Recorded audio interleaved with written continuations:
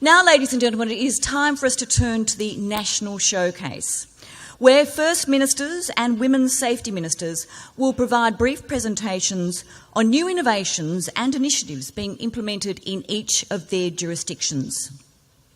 The first presentation will be provided by Senator the Honourable Michaelia on behalf of the Commonwealth Government. It is my great delight to welcome Senator Michaelia.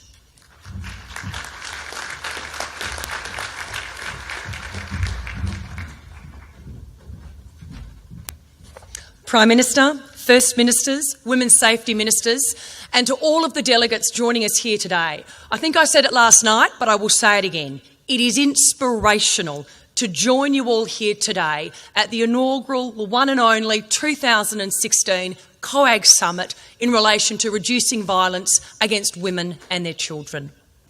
13 months ago, as the Prime Minister articulated in his opening address this morning, the Prime Minister and I stood side by side with Rosie Batty and Ken Lay, and we announced what I'm proud was the first decision of the Turnbull Cabinet, which was, of course, the $100 million Women's Safety Package.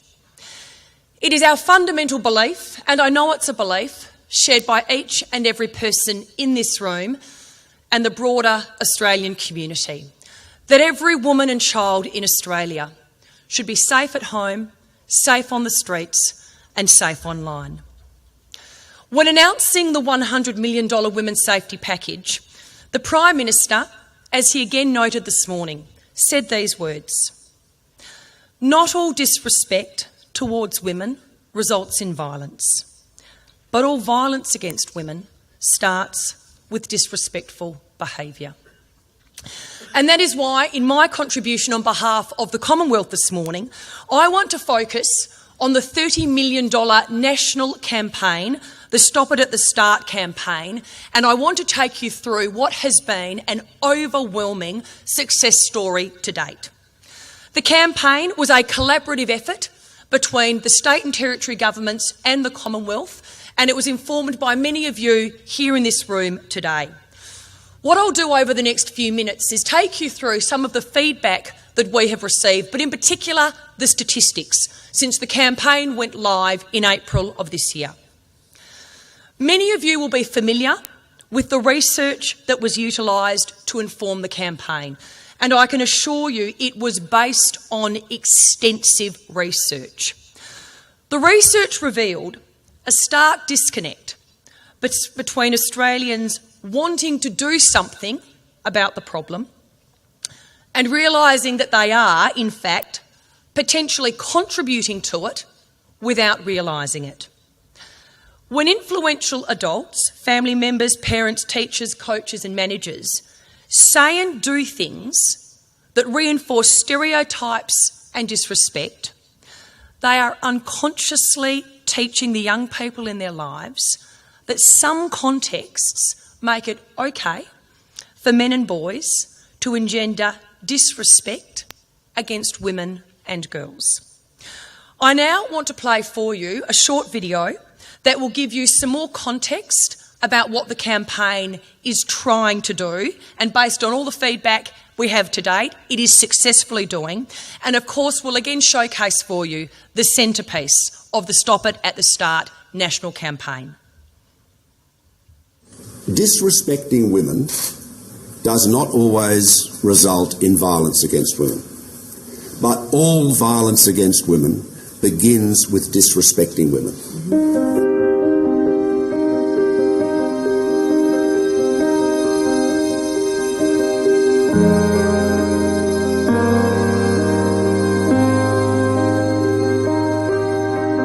A confronting new ad will hit television screens this weekend, aimed at parents, teachers and coaches in a bid to tackle domestic violence early in a child's life. You pop those down there. You're okay. Just did it because he likes you.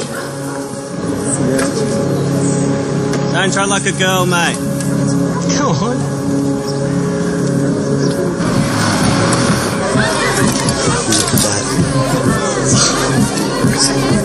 Yes.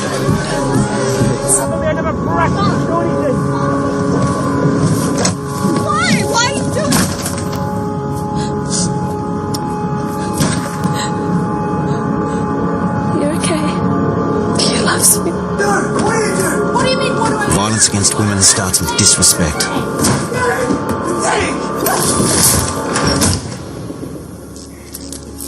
The excuses we make allow it to grow. Violence against women. Let's stop it at the start. Stop It at the Start is about targeting disrespectful behaviour and attitudes in young people. It only runs for 1 minute, but every second is designed to confront.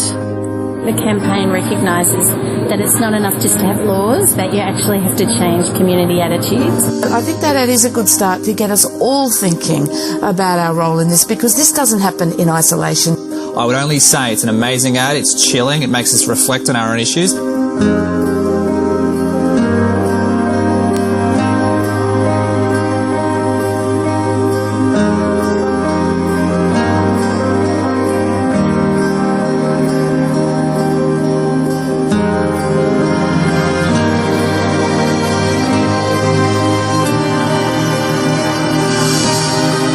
When you look at the ad that you've just played, you can almost hear yourself saying every single one of those scenarios, but not understanding the impact that it's had. Because often we'll say something and we don't realise that the implication of what we've said is planting a little seed in a young person's mind. And that's what it's all about, getting us to listen to ourselves and then challenge our own behaviours. Violence against women. Let's stop it at the start.